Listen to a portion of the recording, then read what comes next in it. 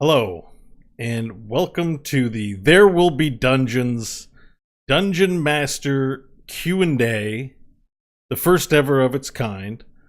My name is Bo Schwartz, and I am the Dungeon Master on the Dungeons & Dragons role-playing show called There Will Be Dungeons. Now, if you're listening to this, I'm assuming you're a listener of our show, but if not, welcome. Many of you have sent in requests for me to answer your questions relating to how to run a Dungeons and Dragons game, and also your questions about what's going on with the story and the narrative and things of that nature. I think when it comes to the show, there's a desire to speak not only to enjoy the show, but also to speak about the show with others, and of course to find out from the people creating it, what goes into making it, especially because Dungeons and Dragons is a game, and I think an important aspect of all games is not only our playing of them, but also our analysis and our breakdown of what happened afterwards. So the primary focus this week, this is the first time I'm doing this, so there's no format. It's off the cuff. We, unfortunately, as is common in Dungeons & Dragons, our play group missed a week. And we were all very sad about it, but sometimes people get sick, or for my perspective, I had a headache. And I don't DM very effectively when I'm feeling particularly headachy. So it didn't happen, and that's okay, because Dungeons & Dragons is all about having fun, and we'll get back next week. But I thought it would be nice to look at all the comments and questions that have been piling up and take a crack at them now that I'm feeling all right. So hopefully, if you're hearing this on the podcast feed, it's because, we decided to add it there too. So if you're listening, welcome. You won't be able to provide questions live, or if you didn't already know, there wasn't an opportunity for you to submit those. But if people enjoy what I've done here today, I would be probably more than happy to try doing this again. One of the more difficult aspects of doing a weekly role-playing game show is that a lot of time is consumed in its preparation, and without a large sort of support staff, I guess, to make supplementary content happen, that kind of stuff can be challenging, which again sort of explains the informal nature of how we're going to proceed. And so what I'm going to do in order to frame what we're going to do today is, in August on Twitter, I asked people would they be interested in seeing some sort of content related to, how does Dungeons and Dragons work, or how does role-playing work, what goes into dungeon mastering. And it read like this. So I've been, thinking about doing some sort of vlog or stream about running tabletop, and since many have requested it, but I'm not really sure what I want to talk about. And that remains true today. But you've submitted your questions, and that's going to give me a place to start thinking and start answering. So we're just going to get started with the first one. But the first one is kind of a cheat. It's a compliment, and it's in order to bolster my confidence a bit, because I'm doing this by myself and I'm super nervous about it. So we have a tweet from Haley, and she says that I should definitely do this, and it doesn't matter if I think someone else has done it better. And that's true. There are a lot of great content creators out there, a lot of great resources, especially on YouTube, but also even live on Twitch, or just there's a ton of books in role playing as well. There's a lot of resources.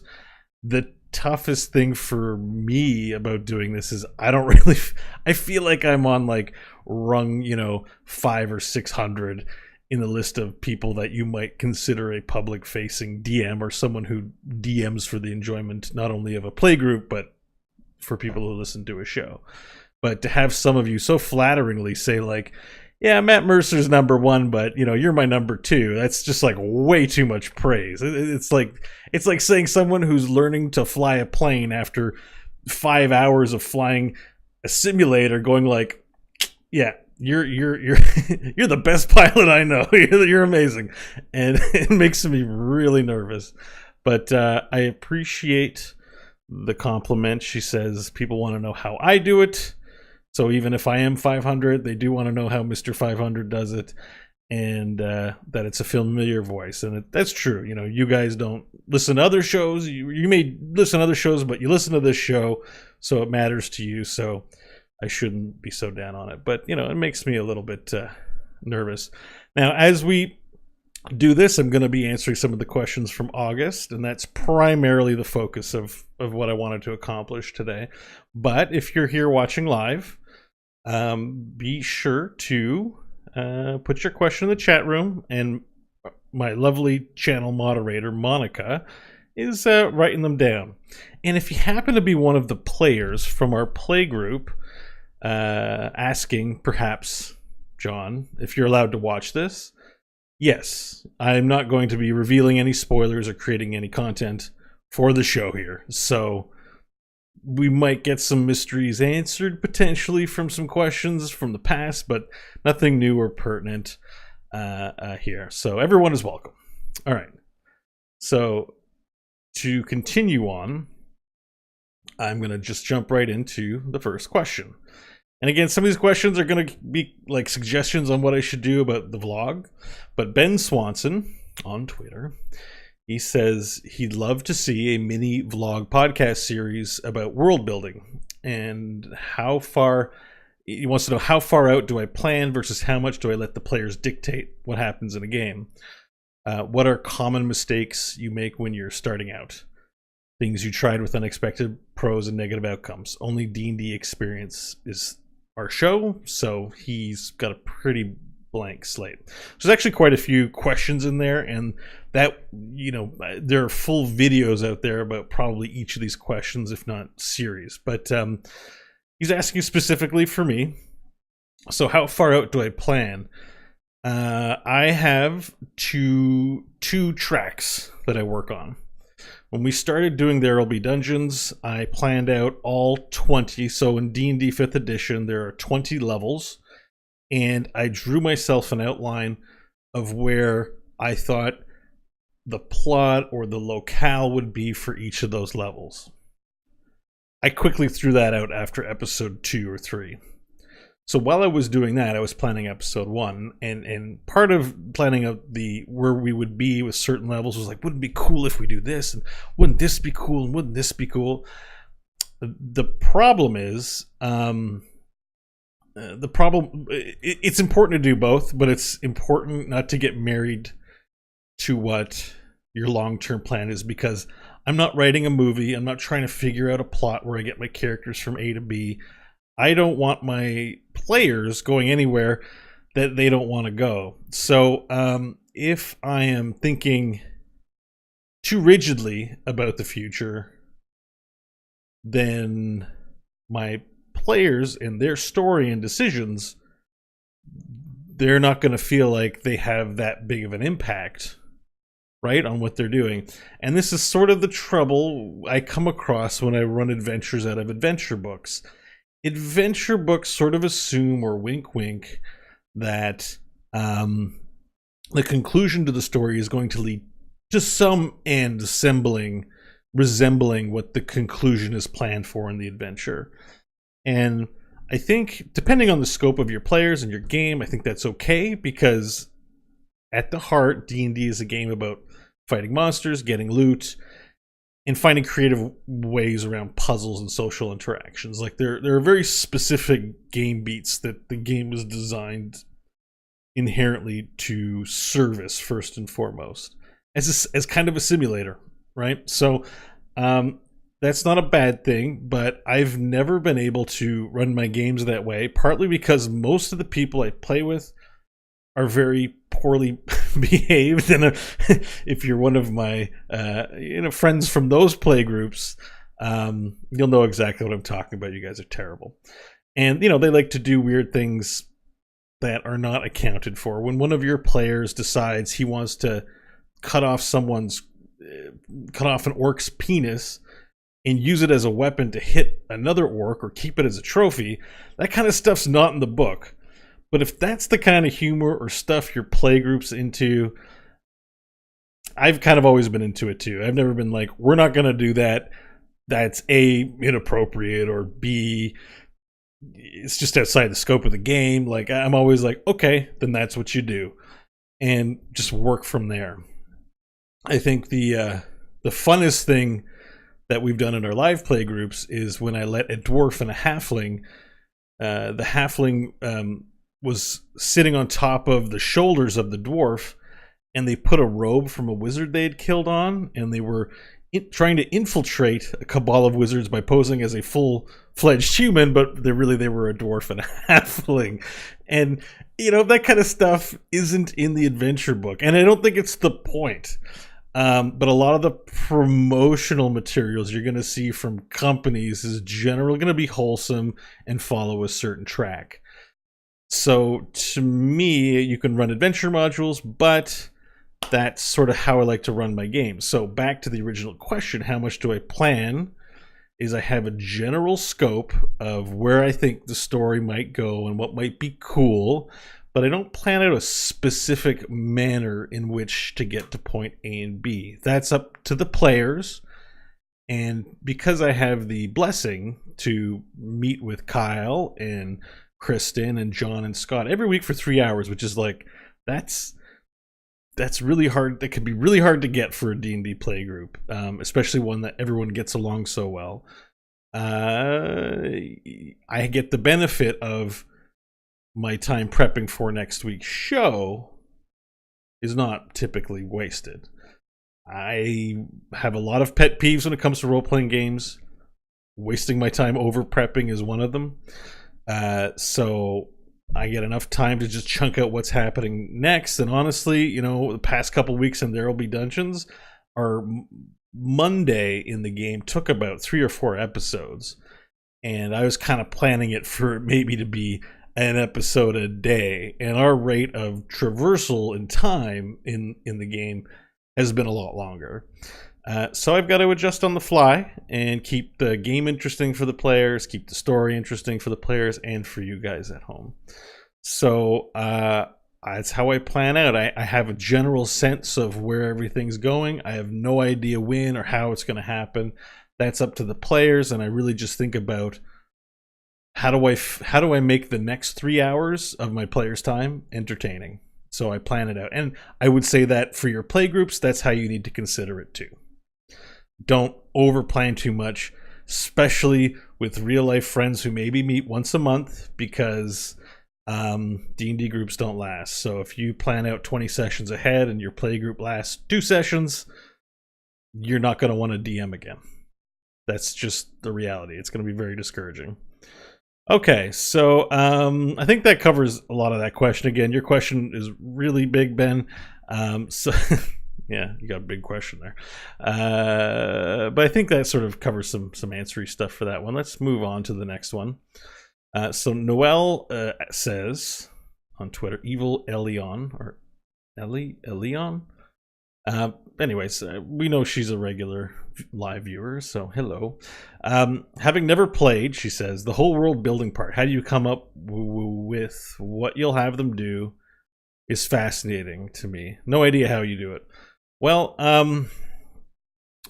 again, big question, but it sounds like if I was to take the nugget or germane of what was being asked here, because world building is a whole topic. World building's like, who are the gods and what are the cities and who are the kings and who are the factions, and you can't come up with all of that. You've got to be very broad strokes and pare down or use already created content for that. But how do I come up with situations? It's basically like if you think of yourself as like we've all imagined like a movie in our head, right? Or we've all had a dream. Like even if we're not writers, we have a sense of situations. We talk about them at work with people. So generally you'll say, oh, you won't believe the amount of snow outside. There was so much snow outside that cars were moving at a snail's pace. And then one guy cut off another guy. And then the guy that got cut off, or the guy that cut the other guy off, slid into a snowbank, and then the other guy walked out of his car with a shotgun and they start shooting at the car. Now, he didn't kill the guy, but he started shooting at the car. So I was like, what do I do? That's a situation. So don't write the conclusion, where the conclusion might be I picked up the phone, called the cops, they were swearing, the cop wrestled with the guy in the snow, they were cold. The way that you would set up a situation is just that first part. Just throw some random elements together. And that's always kind of fun, especially if you're in a bit of a lull, and looking for a way to provoke or to get a reaction out of your players because they're being a bit passive. So one of the things, we did it last week on an episode, one of the things that I just like to do just to add some flair into the world is to have the world press itself on the character. And that was that happened last week when, as Nash was leaving the Dr. Dickles' office, having going on his way out to get Stanley, after they were done in surgery, I had one of the patients sneeze on him. It's just how situations start. That could have turned into a full-blown fight, especially knowing the way Scott plays his character and how he got into a fight with the jeweler back in Slavetown, which was, again, completely unplanned, unprovoked. So players will make situations out of nothing and you won't be prepared, but at the same time, that's part of the fun, at least for me, of DMing, is kind of trying to see what comes. So it's that first half of the equation. Just throw some elements into a pot and see if you can cook a souffle with it, if your players enjoy it. Ideas otherwise, just reading books. I mean, if something, I often source a lot of my ideas from not directly, but from Tarantino films. I think Tarantino films are like mini role-playing games in this weird way, because like players spend a lot of time in one locale talking, making a big deal about a door they're having a hard time getting through. And that just reminds me of the Tarantino film style where, in Pulp Fiction, they're spending an hour in the car talking about a Big Mac and a quarter pounder with cheese, getting up the stairs, doing some like that whole thing is like got great Dungeons and Dragons session written all over it when they're just having fun and they haven't even faced the monster yet, or that kind of thing. So I get you just get your ideas from everywhere, or you might have a weird thought in the shower or walking and you're like, oh, wouldn't that be funny? Where do you get your ideas from is a tough question, I think, for everyone to answer. You gotta, if you have a good idea, you gotta write it down, because they're not going to come to you when you want them to, and that's part of taking your DM notes. Good question, though. Good question. So the next one I have here is from Jared Travis, and he says that he's been curious on how I come up with the NPC characters. They have all been memorable in different ways, with unique personalities and backgrounds. Does this come easy to you, or you need to do loads of prep work? I think certain aspects of this will come easier to others, but there are ways to do it quickly, which is just step one. Think of a funny name. I thought of a funny name today. It's Tentesticles. Tentesticles. It sounds like testicles, and I probably can't use it now because if anyone from the show's listening, they're gonna know that I made a guy called Tentesticles just so that Scott would call him testicles. But it's Tentesticles. And it's funny because it sounds like testicles, but in this fantasy world, Tentesticles might be a royal elf's name. And already from there, Tentesticles, we don't know what his personality is, but we've developed an emotional feeling when you kind of say it out loud, or you think of something funny, you're just like, oh, that sounds nice. So there is a bit of play involved in just like throwing random syllables together. A lot of it starts with the NPC name. After that, you might be looking for specific race or class. In our world, because I tend to be pulling from diesel punk sources, I tend to have trouble, always thinking, like, I think everything's a human in this world. it's very hard to marry the D&D stuff. So oftentimes I think of 10 testicles and I think of a human mage. I'm like, a human mage, 10 testicles, some dark lord of necromancy, 10 testicles, the defiler, and or the teabagger, and so most of the time the stuff I'll create will start off as human, and I'll be like, is there any way to make this NPC more interesting? And that's been fleshed out more now that the party, for example, is in the Teat, and we have a tiefling vampire faction, it sounds like, and we have the strange gray flecked skin of Aladuir and what the story there might be. So in that sense, I'm definitely branching out and filling out some more exotic races, but they usually start as human for me. So then I ask, does this have to be human? Can we make it something cool? And then the rest of the NPC stuff is really just coming up with an accent. If you can't do accents, you don't have to. I think that's something that, you know, Critical Role in particular has really sort of risen the bar for people who are playing at home in their games. That, you know, it's more fun if your dorky old salesman's like, yeah, hello, what can I do for you? We have pots and pans, and I have kittens for adoption.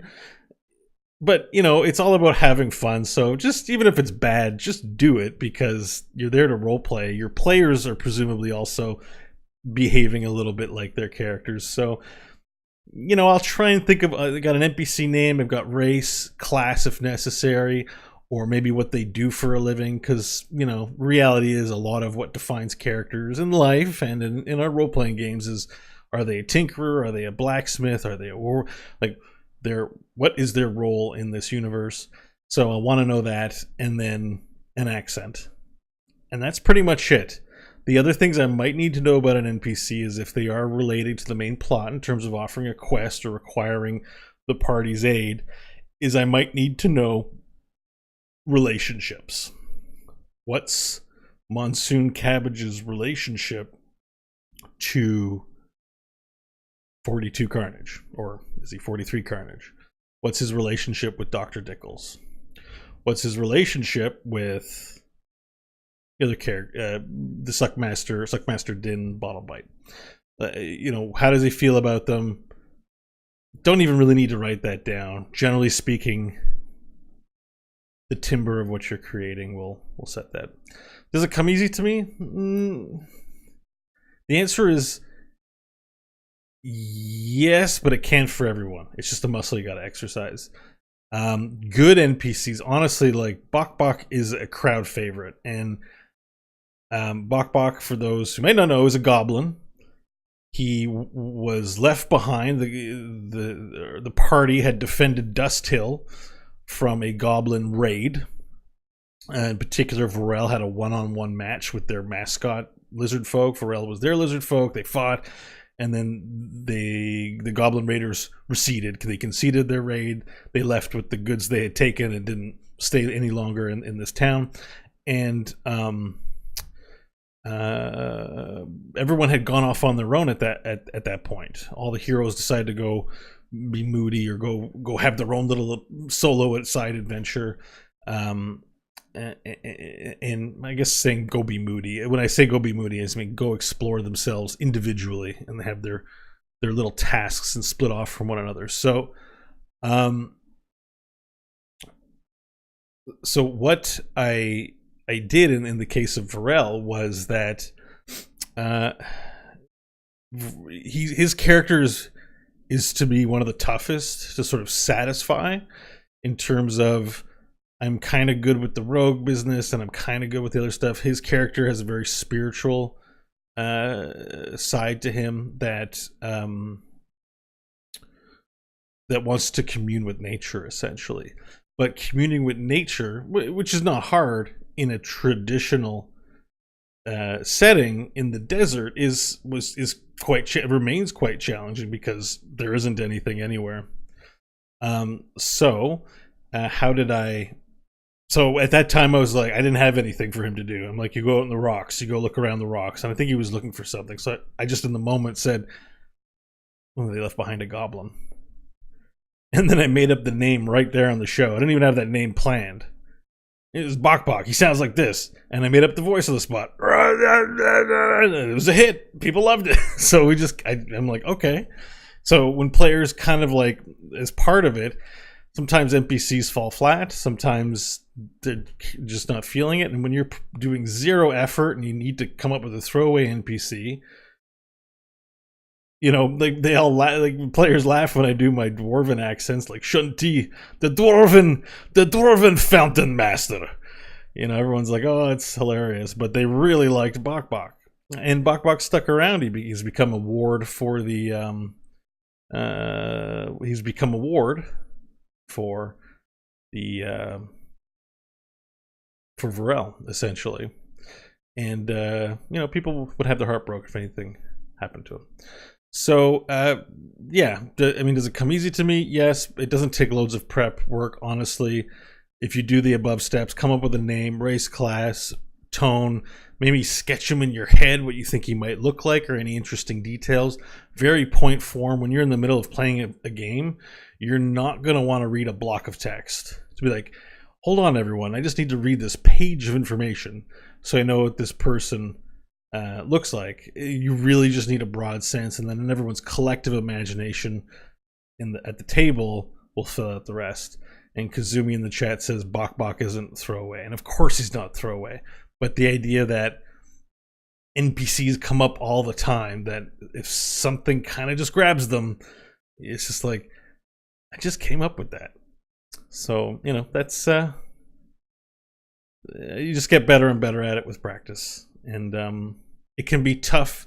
The toughest part is to come up with an NPC that you want your players to care about, that they do in turn care about quite a bit.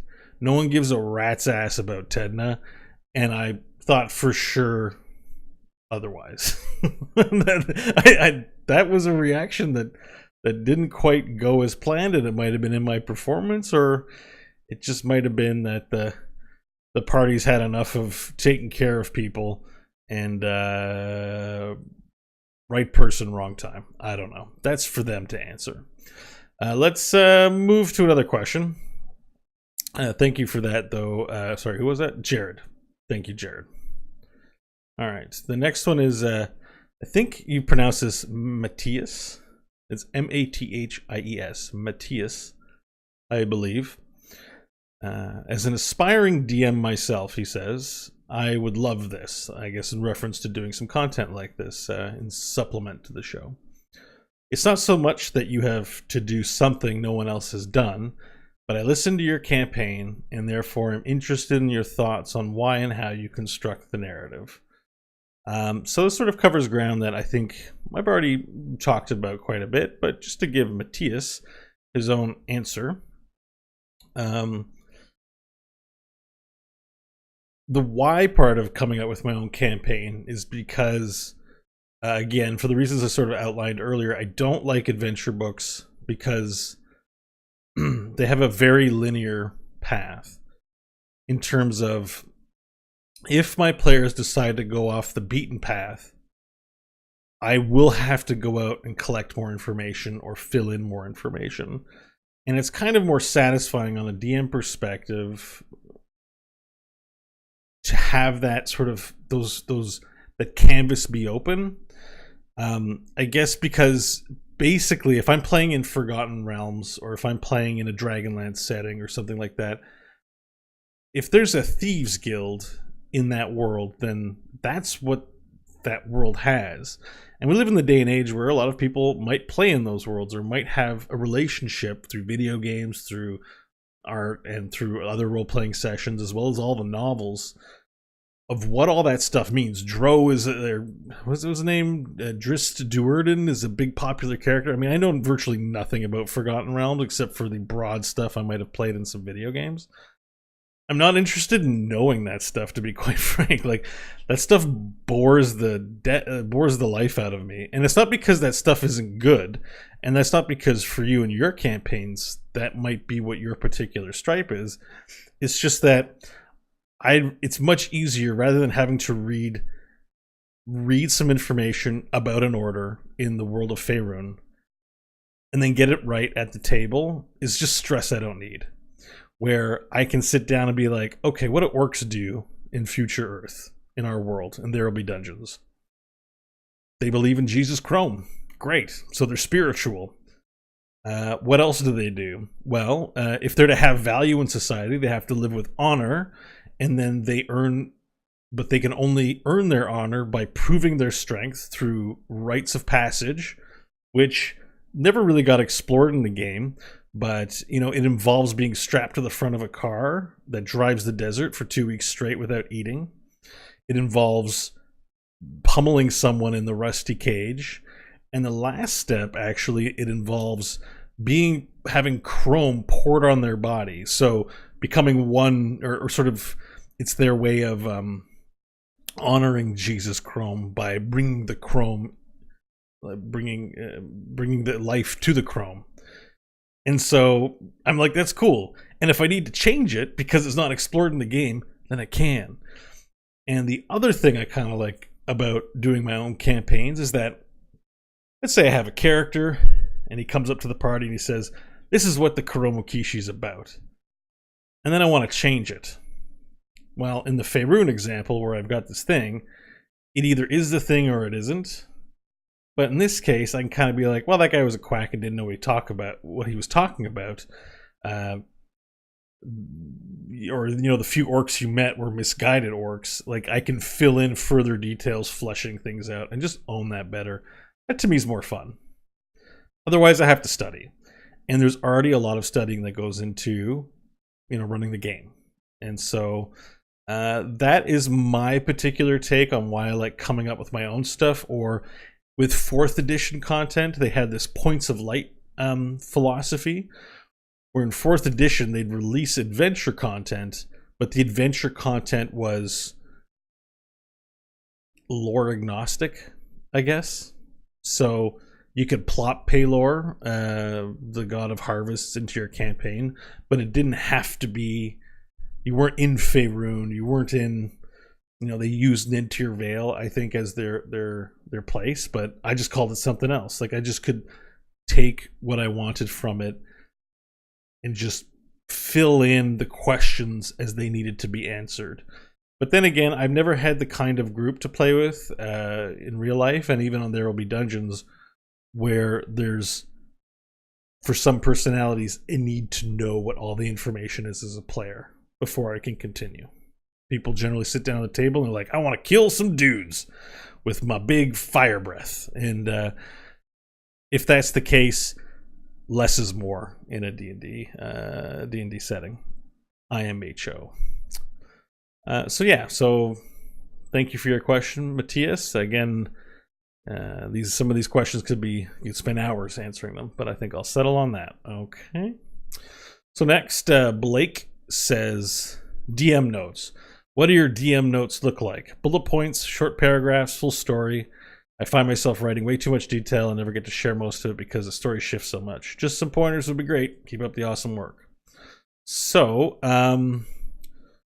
my notes shift as I need them, but basically they look like a chronology. Depends what I'm working from. So if we're in a dungeon area, I usually have a map that I've sketched with pen that is not accurate, but it's just an expression of my idea. And then I just write notes on the map. When the players eventually get to a spot that it's dungeon exploration. In terms of other notes, for what I've been doing for the show, is that the show, it's more structured. I want the players to enjoy it, and most of all, I want people who are listening to sort of enjoy it. We've seen a few comments on Twitter and stuff like that where it's kind of like a Netflix series, or you never know what's going to happen next. So I tend to try to anticipate what the likely moves are the players are going to make this week, and we'll write those out in sections. And as things come up, like ideas, I will jot them down, and we'll see where that goes. Like, a little idea might be, last week on There Will Be Dungeons, Dr. Dickles x-rayed the whole room. It's a small moment in the show, but I like the idea that, in normal medicine, you would take someone into a room, you'd put them give them a lead apron, you would walk behind an area that's safe, you'd make sure no one but the patient was in the area to be x-rayed. But that's not the way x-rays work here. It's, it's just x-ray, whatever. He x-rays himself all day every time a new patient comes, and he just x-rays the whole room and then just looks at it not that good at working the machinery. So, when I have my section on Dr. Dickles, which changed from week to week because I didn't know Hope was going to be so injured until the episode before. That was not planned whatsoever. So, as an example, to answer some earlier questions, we ended the show, let's say 36. Hope gets shot with a rocket launcher, her own rocket launcher. The monk catches it and throws it back at her, explodes in her face. Anything I had planned up to that point, I had planned with the idea that all of our party members were up and at 'em, and now I've got a critically injured character and a player who's going, might be an opportunity to do something cool here. So, that's why I can't plan too far ahead, because things change on a dime. And so back to how do I write notes for that is I generally will write, it's almost like scenes. I'll pick like the top 3 or 4. I'll write out the location, time of day I think they'll be there, and then I'll sort of plot in characters, complications. If there's a trap, if there's an encounter, I will link stat blocks. It's mostly point form, because when I dungeon master any of my games, I like to remain engaged in what's going on. So if I'm reading stuff, I'm not engaged. Now, it's a part of every D&D game that you have to look up rules. But it's my job, for the most part, to have as much encyclopedic knowledge as possible about the rules to make the game run efficiently so that it's entertaining. So unless, again, the rules are not universal, you might have a play group that loves to look up the rules, and that's awesome.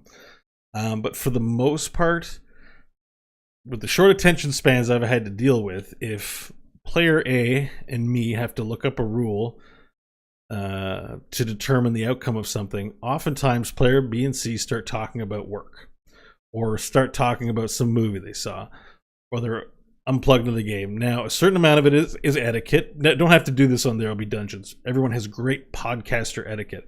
But in real life games, it's Friday night, everyone's maybe having a beer, and they may need to be reminded to pay attention. But even if they're being quiet, their attention's dozing off. So in order to keep everyone engaged, part of that is making sure we keep an entertaining pace and only really looking up things where I have to. So that means my notes can't be complicated.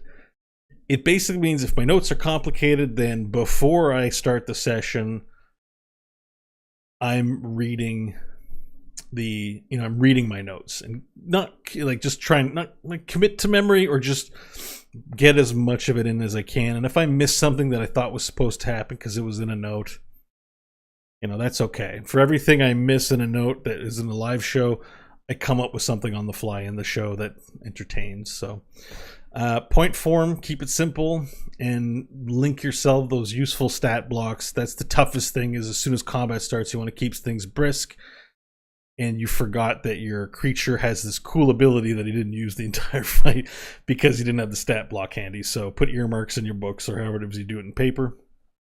But yeah, I don't want to have more than a page or 2 pages of notes. The rest of the material should be game material. At least that's how I approach it. Okay.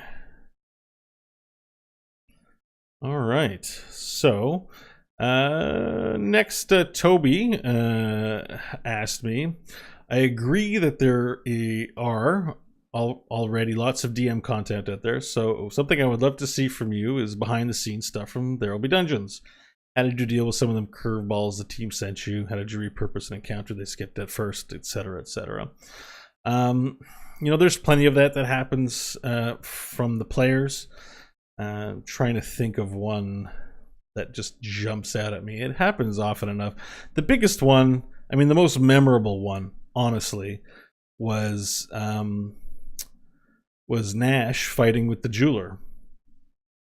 I wanted to create a moment where Nash, having played cards all night and been left alone by his companions, walked out. And, I think it's pretty obvious that the jeweler is somewhat based or inspired by the Al Swearingen character from Deadwood. And that character had a way of, always being up on his second floor overlooking everybody. And his establishment wasn't as fancy as Powers Booth's character was. The Cy Tulliver? I get that right? I know it was Cy. I think it's Cy Tulliver. So I want to get the sense that the jeweler was observing. And I thought, well, this would be a great moment to bring out, since they spent so much time over in our game, the buxom Confederate was run by, and may still be run, assuming that didn't get burnt down and pristine, Celavus Stump, the tiefling proprietor of the place. And I wanted, since they really sort of shied away from the Sapphire and hadn't really been in there, I wanted a way to just have a note or two to introduce the party, because everyone was in attendance at that time to hear it, to what the character at the Sapphire might be like, this jeweler character. And it turned into a fight, which I was like, like the character of the jeweler would definitely not back down from a fight, would definitely not let anyone disrespect him in that way. And Nash just went at it, and that was super unexpected and hilarious. The other unexpected things, again, a lot of it comes from Scott, just because he's a funny dude, but was that little bit where we went into Orp's underwear to go collect the necklace of fireballs that was in there, only to have Nash give it back after getting out. And sometimes, that stuff is some of the most memorable. I can't plan for this business. I don't think I had plans to have anyone adventuring inside of Orp's loincloth. So a lot of that I had to invent in the moment.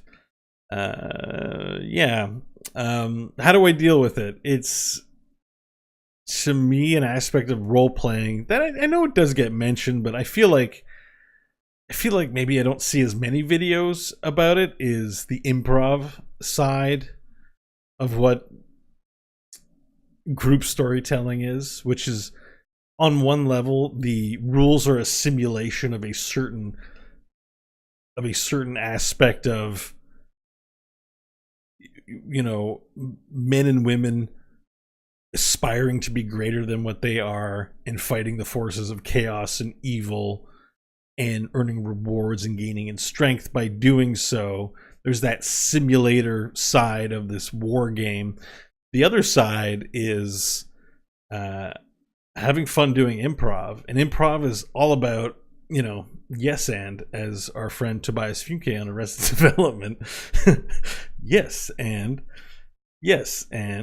really, for me, this is again why I prefer to DM in my own created stuff rather than in created worlds, is because sometimes, Nash and his backstory with the solar mines is very Deadpool. It's very I've had people comment to say, like, should we be doing some lore checks in order to keep this rampant third wall breaking weirdness out of the game? That seems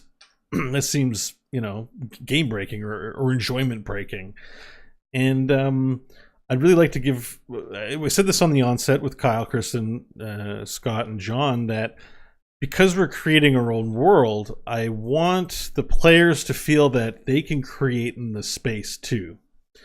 And you can do that with a prefabricated world for sure. But again, in that sense, it assumes everyone knows the rules of the prefabricated world. So when someone invents some elven clan in some forest, that it has a plausible reason for living there. But a lot of what lizard folk culture in this game from Varel comes from, I have been open to ideas. And I feel like there's still a lot of unexplored potential there, but the way that, it's not just going to be me saying this is how lizard folk work in this world. I like saying, well, where do you come from? What is your clan like? What are the things you know, and why do you know them? So I'm not sure how I got on this tangent. I think it had to do with curveballs, but I think that curveballs are what an improv or what make the game fun, and that goes down to in the moment weirdness, which I covered, and also goes down to the world building that we're doing so that we create together, which I find very fascinating. So lastly, I would say on this as well is that I get cues from the offhanded remarks that people make. So, and just things that they imply about their background. Specifically in Hope's case, Hope has lived on I guess a farmstead and with other tieflings, and there was a community there. And there's still a lot there's some that we painted in, and that we've met her mother. I believe we've only met her mother. I don't think we actually met her father, but we met her mother, and we had a sort of dream sequence that there is still something to explore, that a lot of her character is made stronger by the fact that we aren't very specific about where she's coming from, and yet that can inform a lot of what she does, and that's story we could tap into at a later time. I guess that's what I like about it, is less is better. Yeah, cool. But curveballs all the way. That's the whole point of the thing. And on one final anecdote, I did play a game with a newer DM who doesn't do it very often, and at one point he sort of pushed the table back and he says, the book doesn't cover this. I don't know what to do. And that's perfectly okay. Please don't say anyone, Bo said you got to do this or whatever. It's a very challenging thing to do as a DM, is to just go with things and learn when to say no. That's not what's happening. That's not reality in this world. Versus, oh, okay, that's an interesting idea. That's a kind of an answer to a different question, but I just want to discourage players to just be like that. Just have this expectation that everything you imagine will be as it goes. The DM is the final say in what is and what isn't. And if you guys are having a hard time, have a civil conversation about it and get on the same page. All right, next question. My friend has asked me, or this is Carla M. Sorry. My friend has asked me to DM a game for our group of friends plus her kid. Maybe something on how to make the process smoother with kiddos involved. I would say this.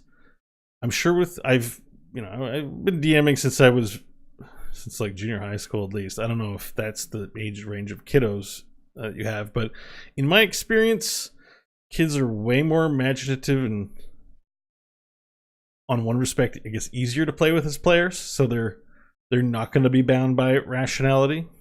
Sometimes players are like, "Ooh, we got to be careful," and younger players just be like, "I cast a fireball," or I tell them to go fly a kite, and they because they're younger and they're more in tune. There's less filtering going on between their imaginations and what they want to do, whereas the adults are really rational. I think you're going to have it's going to be just fine playing with kids in terms of enjoyment at the table. They may do some ridiculous things. I wouldn't be too strict on a kid about how ridiculous, about allowing ridiculous things like, no, that's not possible. No, that's not possible. No, that's not possible. Get them to make checks and just be a little more forgiving on that side. And I think that's it. And also, don't make it an adult D&D session. Keep it kid friendly if you're DMing that way. So we might want to skip the brothels, but we might want to have a giant sandcastle on a giant sandcastle on a rainbow cloud with unicorns flying around it. They might think that that's pretty rad. And then there's a big dragon trying to eat it. I don't know. I think that's pretty much it. Maybe use the basic rules. Don't get too deep into the skill sets. Make their characters for them. Like, ask them what they like and help them with the process. Really, D&D is a social game, so I think you just kind of spend some time hanging out before you start the game and get a sense of their character and get a sense if they really want control over their sheets or if they just want to have fun playing, so make their characters for them. But generally speaking, I think kids have a easier time grasping the idea of playing make-believe than adults do. But I have, except actually playing D&D as a kid, I have no experience as an adult playing with children. So that's the limit of my answer there. All right, we've got one more question, and then I'll get to some of the questions that our live chat room has asked. So thank you for waiting patiently. Last one was from Dingo, and we know him. He's drawn a lot of pretty fun fan art for our show, and he draws the more not children-friendly images on occasion as well. But he says, hey man, only you can DM in your style, so only you can give your perspective. He's been DMing playing since he was a kid, so he's going to throw his questions that he's had for me. How do I balance the mechanics versus roleplay? I'm not sure what you mean by mechanics, so I don't actually balance the mechanics, but maybe you more are meaning, how do we decide when we're doing talking and social interaction with one another or with characters versus having a combat? And the answer is, you kind of just go, it's what the party wants to do. And the players will tell me offline if they'd rather be doing more combat. I will also read into their feeling if everyone's kind of, maybe they're getting a little bored, so I have to spice them up with some combat, or put something challenging in there or interesting. Generally speaking, you just want to have, I don't really think of it as balancing. I just mostly let them do what they're going to do, and I have plans for the kind of encounters they might face. So yeah, I don't really balance it, I guess, is the answer. Moving on, what are the most important factors in building a map? That's a big question. I don't know the answer to that. In building a map, I guess like an encounter map, don't go too crazy, and quality over quantity, I suppose. So again, even in your real life games where you can play 7 or 8 hours, you're still only realistically going to get through so much. So as much as those, like, sometimes you just open up D&D book and it's got a mega dungeon in it, and there's like 38 rooms, and you're like, oh, there's so much adventure in here. We're gonna play for years. So I would say, in my experience, you need, one solid event per hour, and that event might be a combat, it might be an NPC, or it might be just they're in town, it's time to shop, time to do things, and you're role-playing a few things, or there is a quick time event. So I'll say when our party got to the teat, and just as they arrived, there was a big staged event that took about an hour. Those are very tiring. So don't do those all the time, or maybe start your session off with that. But if you have an event that you're doing, that might be it. So plan 1 per hour. So if you're doing a 6-hour session, have 6 things for your party to do, and then random encounter tables are things to fill out the rest. So when the party in our campaign is doing overland desert travel, I have a random encounter table, and part of that is just to convey the sense that the world is dangerous. They're traversing a large amount of terrain, and even though it's mostly just empty desert, every now and then something's gonna happen, and that makes for a livelier thing. But I've used stuff from that list in other places that weren't on the list because I needed a thing. So I tend to plan 1 big thing per hour. That's my budget, and then have random backup stuff if your session went kind of fast and people still want to play for the next 2 hours. Again, depends. The answer to that structure depends on if you're running a dungeon, or if you're doing overland travel, or if you're in the city and things can be more non-linear. Dungeon tends to be more linear, so that thing that makes sense at the beginning of the cave can't happen at the end of the cave because it's the beginning of the cave kind of thing. So you'll have to be dynamic when thinking about it that way, but generally speaking, that's how I plan for there will be dungeons, one event per hour, with some side business that we can use to fill up a session. When the players go way off course, what are your favorite techniques for nudging them back? So I think I've already established what my technique is. I don't nudge them back. I don't nudge them anywhere.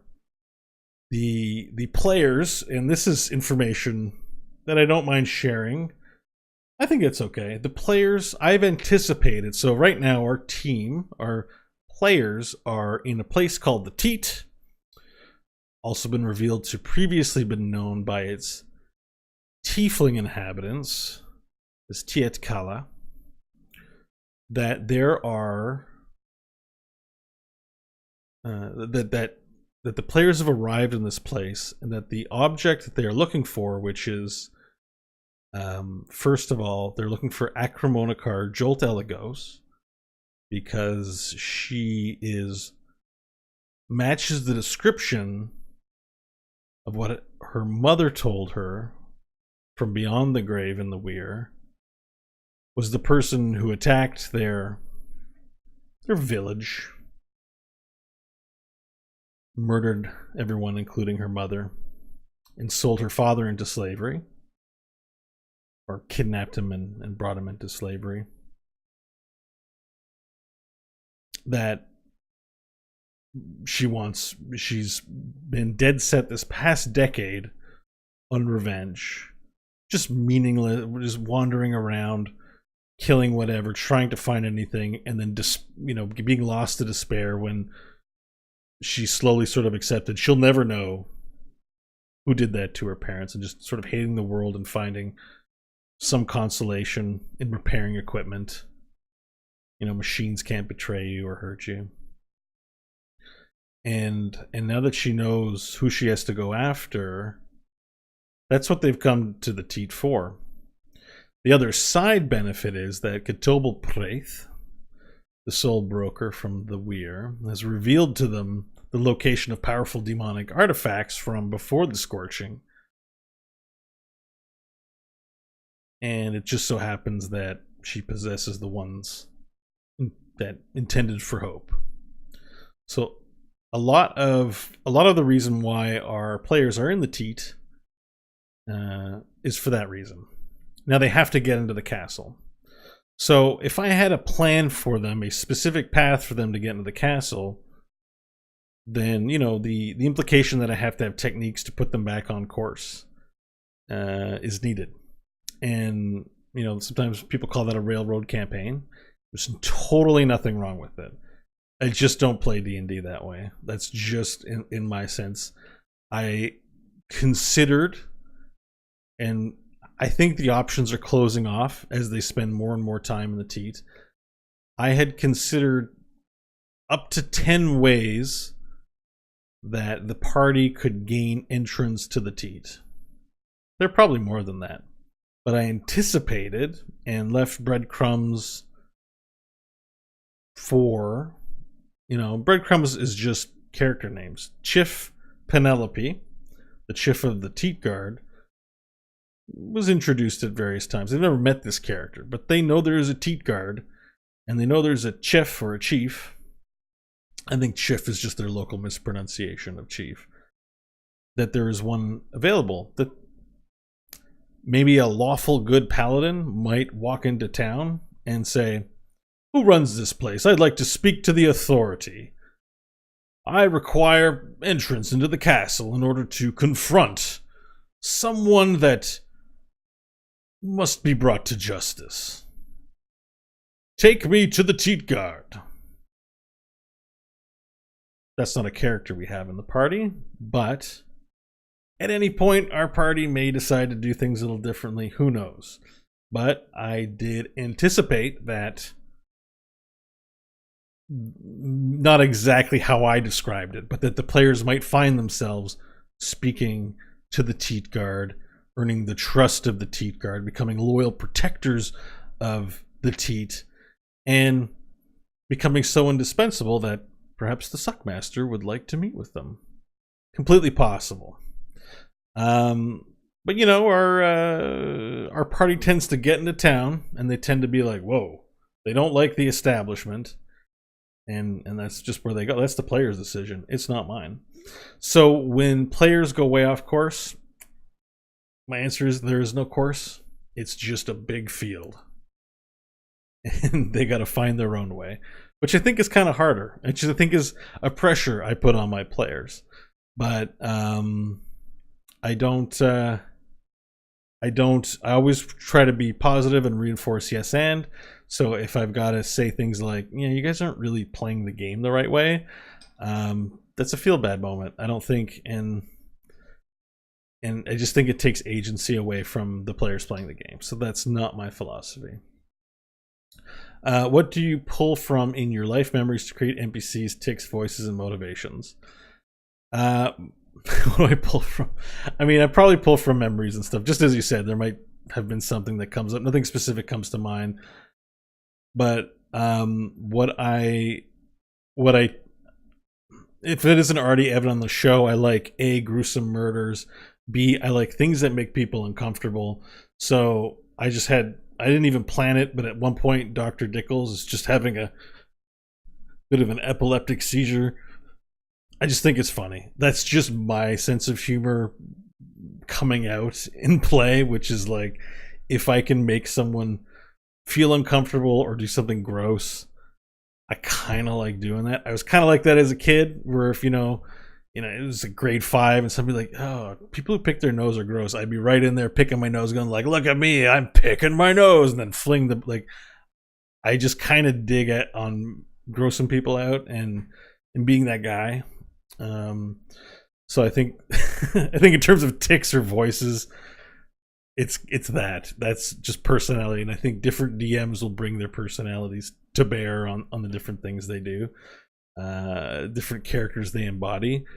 Certainly I have a hard time with the more prim and proper ones. They tend to be more caricatures, and but my thought behind gross characters like Orp or Bok Bok, who that's my first thought is good berries. In that spell completely that rangers get it, and are they magical? But they have good berries, and I think other classes can get it. But like, where do the good berries come? Like, I guess just magically grow in your hand. But immediately when I was like thinking, oh, Bok Bok is probably kind of a ranger class. Where do his good berries come from? I'm like, they come from his like never-ending, his like what do you call that, bottomless pit of a loincloth. So he pulls, maybe they're wedged into his smegma, or not smegma, but his foreskin on his little penis or something. Like, I don't know where it's in there. It's gross. It's funny to me.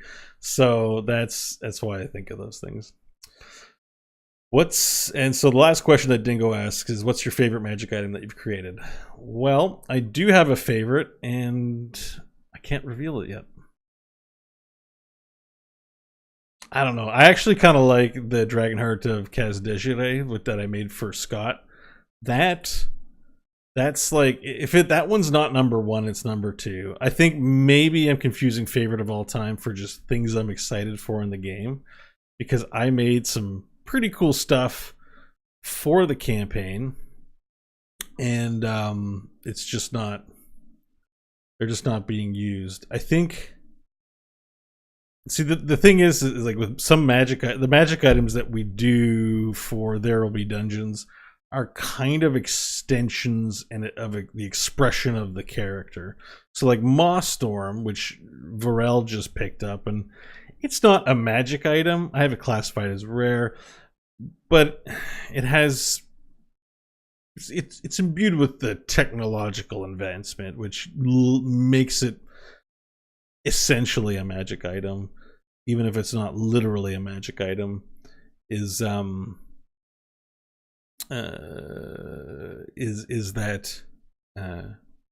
it's more like everyday, more mundane, whereas like the Dragonheart of Kaz Desiree, like it doesn't necessarily have to be on Varel, but the Dragonheart is literally just a plot device It's designed for Nash and designed for this campaign, and I don't think I'll ever use it anywhere else because it would just feel like I wasn't being unique. So I think my absolute favorite one. So I like to play actors in D&D campaigns, and I came up with a magic item that I think I just love to have in my campaign, but it's in our TWBD list of uncollected magic items. So I can't really share more about it than that. However, if Hope ever gets her hands on those revolvers, boy, oh boy, she's going to be a happy tiefling. All right, well, thanks so much, Dingo, for your question. That was amazing. And that concludes the questions that were asked of me on Twitter that I set aside for today's little thing. But I'm going to grab a few more, thanks to Monica in our chat room for writing them down for me. And I had a couple here myself. I'm going to try and run through these a little quicker. Apologies in advance if I don't get to your question. But let's see here. So Atlas3889 wants to know, Bo, how do you feel about Roll20? Have you played? Do you feel like the online aspect takes away from sitting around a table? I think Roll20 and tabletops in general have done a lot to make the game easier to play, at least for the show. It does in real life too, but the problem for me was not with tabletop. The tabletop tools, they're great. They serve their purpose. It can be kind of fun making the maps for them, and it is kind of fun, especially with the lighting. It is kind of fun to use. My problem with online tabletops, virtual tabletops, and even in person relying on maps is that it sets an expectation that gameplay is around maps, which to me as a DM, I don't always have time or interest to make maps or to shop for maps or to find the right map for the right thing. That's not fun for me. The other thing is that it sort of promotes like oh, here's this map and I really just want to use it to facilitate combat. But then it's like, oh, there's a table on this map. What's on the table? And you've got this video game click brain where it's like, what are the objects I can interact with that I can see visually on the map? And I don't like being negative toward my players or discouraging them from doing things, but I'm like, just ignore that stuff. Like, we're doing theater of the mind. The map is strictly for combat logistics. Don't play like this is a visual aid. And it's hard because even me looking at a map, I can totally get why a player would want to use a map in that way. That just, it makes intuitive sense. And with all the video games that we play, and even very visual and colorful board games, it's just intuitive to look at a map and think, how do I interact with it? When really because especially, other role-playing systems might operate differently, but with D&D, it's very much, this gun has 60 yards and can fire as far as 120 with disadvantage. So like, oh, where am I in relation to that? Like that, when we were doing that on the show, that repetition every time, even though all of the players on There Will Be Dungeons are amazingly attentive and that's super good, I still have to re-describe everyone's relation to one another at the start of every turn. And I'm already using a lot of my voice to speak a lot. I don't want to have to repeat the same information over and over again. So for me, I love maps for that. I hate maps for the, and you see folks who are really into it. Like, that's a different kind of player. If you have a DM that loves to like paint minis and come up with all that cool stuff, like, that's great. Some people love that. I don't like spending a lot of time doing that stuff. I don't like having things like I'm not a collector type. When I got too many magic cards, I sold them all and got rid of them because I'm like, I don't want the stuff. I'm not a stuff liker of having. And to me, having all these minis and maps and stuff, I don't like it. I am the kind of DM who has a wipe down board, sketch stuff with a dry erase marker, and let's go. I want to do imagination stuff, character sheets.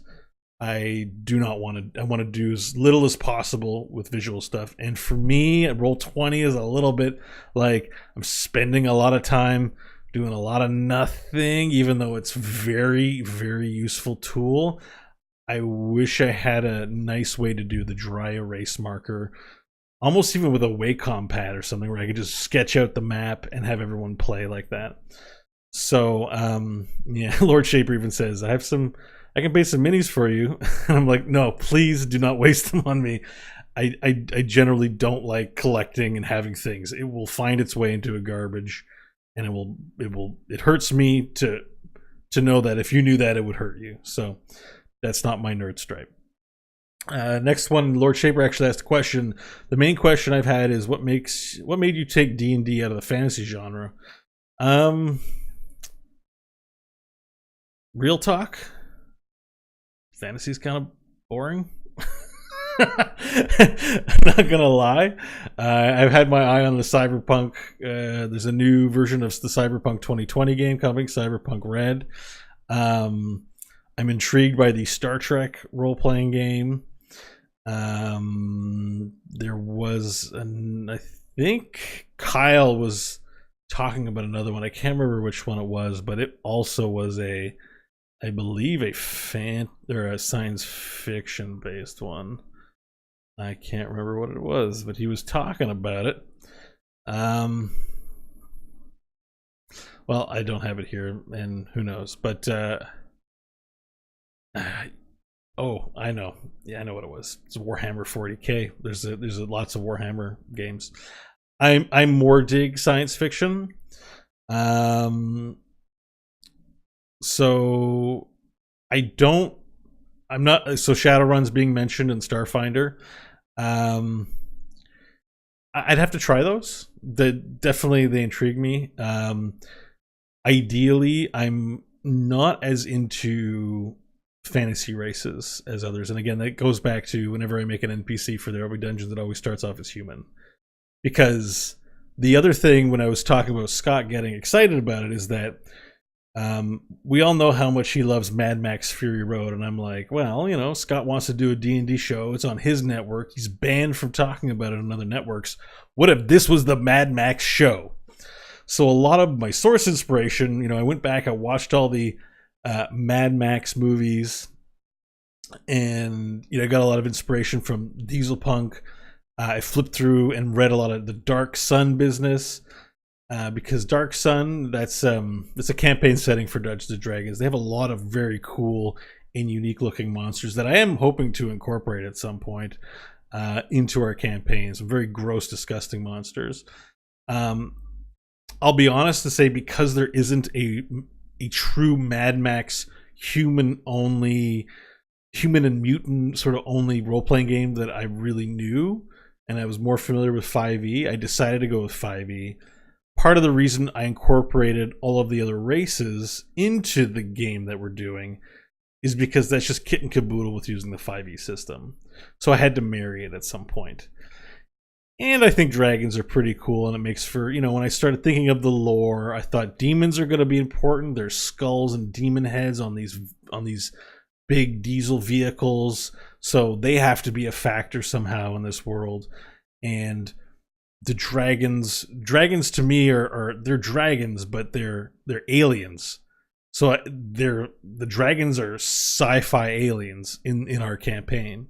We've seen one burst from the ground. They are the dragons, but these are alien invaders. The dragon, it's literally Independence Day, except rather than buggy looking aliens, the dragons came and wanted to take over. We don't know why they were here. They invaded, they attacked, there was resistance. Humanity spliced together genetics to create super races that maybe turned into orcs and elves. They made deals with demons to create who knows what kind of ungodly technologies and beings that are still lost to time, like in that underground facility that Nash and Stanley fell into, where they met Chance and Eddie. I wonder what those two are up to right now. that a lot of the monstrosities and a lot of the races you see in our campaign are the result of science fiction. So when you meet an orc, it's not that they're from Orc Planet. It's that somewhere along the way, 1,000 years ago, there was science at work that created orcs. That elves are, I mean, are they genetically enhanced humans? Are they just from another world? Is it a little bit of both? Does Diane Tallis know the answer? Probably. Again, that ambiguity is there in the world creation because it's so far in the past. Even if I provided you with an answer, there's a little bit of unreliable narrator going on. So that makes it easier for us to say, sweet, let's take the 5e rules, because I don't want to come up with my own rule system. And Dungeons and Dragons is the one everyone kind of knows, even for doing a show. It makes it easy. I'm able to blend that in with ambiguity and say, yep, there's elves and dragons and stuff like that, but they don't come from this world that, like in Faerun. A lot of stuff, everyone's just like, I don't know where they come from. They're just freaking here and they're annoying. And that's kind of been the approach. So I kind of like that. I kind of like that not everything has an answer. Like, does Jesus Chrome really exist? Is there a god? Is Chromianity a religion or a hoax? And I also kind of like that we were able to, you might say, well, there's magic in the world. Of course there's gods. Nope. Magic comes from, and this is known to many folk in the now, mana comes from a new type of radiation that humanity didn't know before, emanating from the hearts of dragons that allow certain people with proclivity to it and proximity to these artifacts as well to manipulate the mana waves and create fire from nothing. Good question, though. See, I could go on for hours with everyone, so I probably need to be looking to wrap this up, but we'll do a couple more. Andy 5x5 says, kickstart a TWD graphic novel. Well, that would be exciting, but we're not there yet, but definitely love that there's interest. I mean, I'd be excited to see that. And also run a limited run podcast, how to be a good DM that makes things fun and doesn't necessarily kill all the players. Well, that depends on your definition of fun, because I'm a hardcore Diablo player. There is an appeal to playing a game that relentlessly is wanting to kill you. So, but yeah, again, that's down to be the DM you want to see in the world. If we're to take Gandhi's, be the change you want to see in the world, then you should DM a game. Thrill Cook says, were you surprised Varela Nash didn't stop Dr. Dickles from performing his surgery? Was I surprised? Well, I wasn't, because, again, and this is something we had a conversation offline, Kristen and I, about the character's direction when we ended that episode, and we were at BlizzCon, so we were able to talk about it. I told her, killing a character is one thing, but turning your character into an amputee, someone that, if they don't have their mechanical arm and leg, are going to have to walk around in crutches and be pretty useless. Is that something you want to play? Because I want to respect the fact that you don't want to take a person's character and change them into something that they really don't want to play unless they have that personality. So, for example, sorcerers have a subclass called Wild Mage, which, when they cast spells, unpredictable things can happen. Like, they can age 10 years. So if they're 40, all of a sudden they're 50, and maybe they're more infirm. I'd love to play a Wild Mage, but some people would be kind of like, just kill me. I just want to roll a new character. Like, I wanted to play this specific character, and now something you've done in the story that, yes, is a consequence of what I've done is just no longer fun for me to play. I had that conversation ahead of time. Like, you've been hit in the face with a rocket. It's an opportunity. What do you want to do? And so I asked some questions. She might have given me specifics, but I wasn't taking instruction. I just wanted to have a sense of what was comfortable, what wasn't comfortable. And I didn't include the other players in the conversation, but they already had a general sense, I think, because, I mean, if you've been listening to the show this long, Kristen kind of like, Hope's scared of the vampire, but Kristen's like, yes, I want to be a vampire. So we kind of know she's like all in on anything that uglies her up, but also makes her more powerful. But still, we had that conversation online, so I think Varel and Nash kind of already had a sense that from an outside the game perspective that Kristen was okay with everything that was happening in Dr. Dickel's office, even if she was role playing otherwise. Kit London asks, Bo, what happened to the planned content that the players may not get through in an episode? Will it show up later to someone else? Yes, DMing 101. If you planned a cool encounter and they didn't encounter it, save it for another day. That's exactly how it works. Crit151 asks, when you come up with your idea for the first interaction with Bok Bok, did you think he would become popular on the show or even join the group? I mean, no, I don't know. Like, I guess it's been a little while since that episode, so I don't exactly remember the chronology of events there. But I kind of thought maybe in the way that we had planned it originally was that the Hillguard were going to pursue the goblins, and that this goblin that they befriended would serve as a translator, ambassador, something along those lines. So I thought he would be kept around for that reason.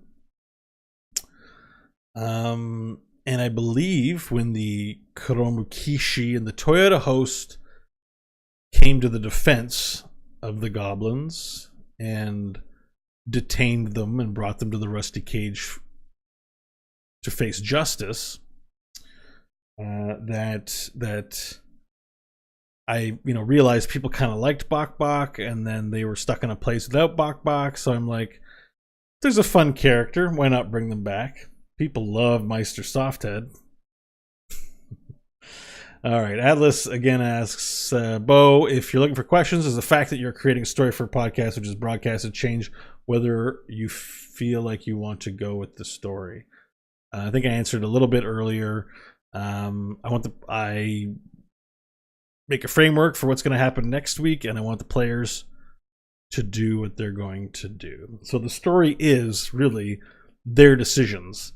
So if the players are in the show lamenting how things have gone poorly, they can't just look to me and be like, I've written the narrative this way. You are meant to suffer. Try to give them interesting choices, and hopefully, I think this is where maybe I diverge a bit from traditional D&D role playing to more my role playing. I like to have all choices have a cost. So you can do A, but B is going to happen, or you can do B, and what if the party decided there was a moment there where Bok Bok was trying to communicate to Varel that Blunkolifer might be a relative. What if Varel in that moment decided, why would I side with a tiefling and a bunch of people with 26 tattoos on their face and not a potential kindred? That was an option. That was a thing that I was considering. That was available as a decision. That could have changed the story dramatically. Their story is in their decisions, or sometimes their indecision to act. So next, Firebrand asks, did Scott purposely forget to choose a background for Nash? He's potentially missing out on extra skill proficiencies. So our players have different personalities when it comes to the way they approach their characters. I think personally, like if I'm considering, John likes to have every advantage that he can for his character, not to out all of our players a little bit, but as you play games with people, you tend to notice. And so they will take a background because it is available to them, and that's in the rules, and I've deemed it acceptable, so cool. I think Scott's personality and sort of point of view is more based on feel, and none of the backgrounds reflect what and who Nash is. So he decided not to take one, and the stuff offered there is honestly, I don't know, kind of so-so. Like, that's take it or leave it stuff. Like, I don't think it's. I think it's fine. You know, sometimes I do have to remind players to check their stats. I do perform audits every now and then and notice little discrepancies. Usually they're not in the player's favor, so I have to just remind them to make picks or to do little things. But for the most part, the background thing, like that whole, like, picking alignment's kind of fun, and writing notes about how to RP your characters, you know, good, and help your roleplay a little bit. But that stuff is, it's, you know, when people, you know, someone asks you things about yourself and you describe yourself, sometimes the way you see yourself and what you answer about yourself is not the same as what you actually do. You know, you might see yourself in a more, we all see ourselves probably in more favorable lights, or sometimes worse lights, or just not at all. We're just off the mark. And that comes out in role playing too. Sometimes you're like, I want to role play this character, and then you end up being something different. So again, like the world building, I don't love the idea of like having all of these, like, this is my background, this is this, because that sort of gets fleshed out as you play it a little bit. So I like stuff like backstory. Backstory is different. Like, when, you know, John has a very elaborate backstory, and it's great. I love it. It gives me a lot to work with in terms of judging his character. But you know, Varel's backstory is shrouded in mystery. We've only recently has it come up that he already knew of the Arcanum Universalis prior to their supposed first meeting through bubbles or buttons. God damn, drink. I couldn't make it. I almost made it. The show's almost done, and I just couldn't make it. What is Buttons up to? I don't know. It's probably not good. All right. Atlas says, I've listened to some DMs say that they impose gates for their players, as in the world is open, but you have ways of direct a story in a certain direction. Utilize these skills. Do you have any favorite uses of this device? Again, no. Do what you want. I will do my best to roleplay it. And if we get to a point where I feel unprepared, then I'll let them know I'll need some time to sort of consider this. And if you guys want to keep playing, maybe we could do something else and we can come back to the other thing. Otherwise, it's just not the way I roleplay. I'm not. I'll go write a movie or write a book or write a play if I just want to enjoy coming up with my own world of actions and consequences. We're here to play, so play. Moosey says, Bo, do you regret giving Stanley the magic rapier? No. In fact, I wish I give my players more magic items. A lot of the conversations I see online about which class is overpowered and which classes to pick sort of operates under this assumption that your characters aren't going to get cool shit, and that's part of, you know, defeating dungeons and beating monsters. And like I said earlier, sort of at the top of the show, you never know how many play sessions are left in your play group. It might be 5 sessions, and this is I got validation from this from watching Matthew Colville's running the game series on, which is something I was already kind of doing in my games anyways. But he's like, yeah, make them earn magic rewards, but don't withhold it. Like, give them the cool stuff. That's why we're playing. So, game, you know, give your characters fun things. Don't be like, this rapier's so powerful, only a level 18 can find it. It's like, no, just have it like drop out of the sky and hit them on the head, and that could be the start of a story right there. Some cleric is walking around when Jesus Chrome parts the clouds and drops a magical golden mace on his head and has a name inscribed in it. Tentiscles. Tentiscles. And he goes, who is Tentiscles? I must find this Tentiscles and return this mace to him. But where do I begin my investigation? So, no. In fact, I just only wish I could. The problem I think with magic items for me is I tend to give people really powerful uh, magic items. Mashed potatoes goes testicles. It's a callback to when I started the show. If you're only just joining now, it's not going to make sense. Tentisticles is a name I came up with earlier today. Tentisticles, the unclean necromancer. Yeah. So no, I don't regret giving it to him, but I am suspicious of the fact that he was looking for a second rapier. Last episode. Firebrand, one more question from. We're gonna do two more, and that's it, and then that's done. Long Q&A, but I had a good time. Firebrand, Bo, have you considered after TWBD concludes at some hopefully distant point, taking all your notes and materials and building a setting campaign module for purchase in the future? I have indeed considered it, and I'm thinking, the show is still in its infancy. We're still, the show is a passion project for all of us. We don't have, any solid monetization plans for the show. It sounds so like, just even use the word monetization. So I just like us, if we're going to go that direction with the project, to think about those things collectively as a group. So I haven't really made it a top priority just for me to publish a book about it, but have I thought of it? Yes. And I don't know what it's going to look like. Again, I spend most of my time right now prepping the week's content.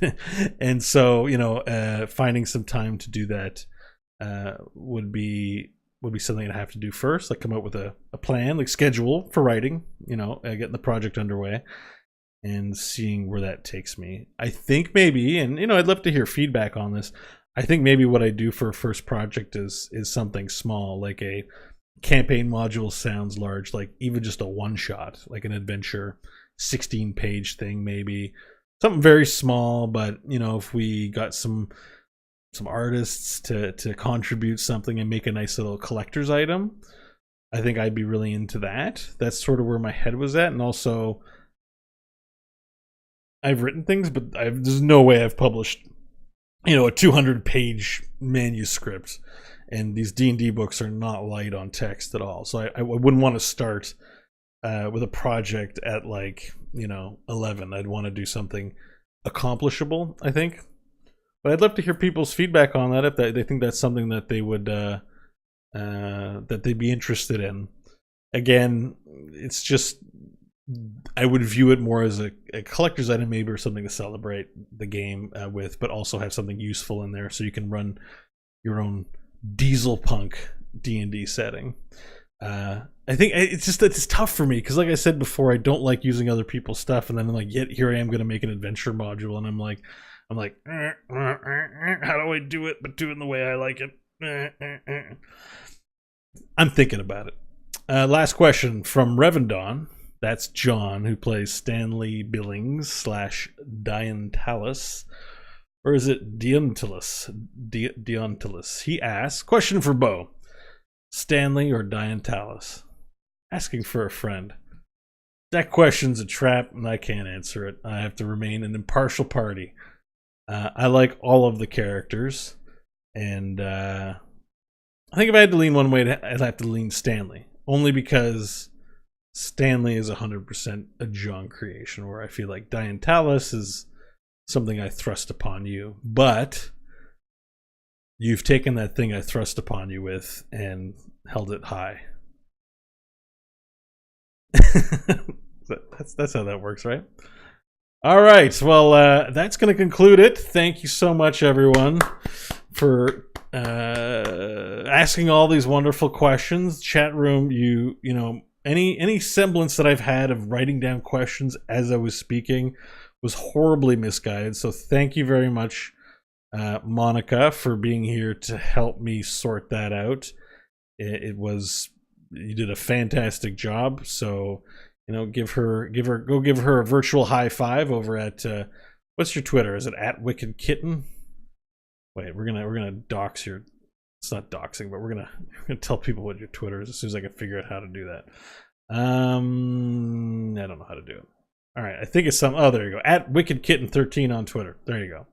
So go give her a virtual high five.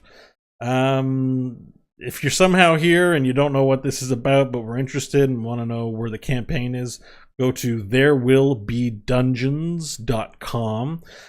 There you'll find the links to the YouTube, where we have the video version of the show, as well as links to all the popular podcast feeds, listeners, players, where you can start right from episode 1.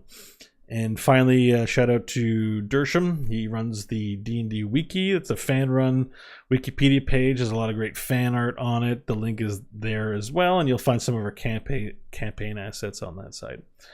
Cool. Well, that's going to do it. So we will be back next week with a new episode of There Will Be Dungeons, but hopefully this will help tide you over until then. So without further ado, thanks so much for tuning in, and we'll see you next time. Or God, I screwed it up. We'll see you next time. Better.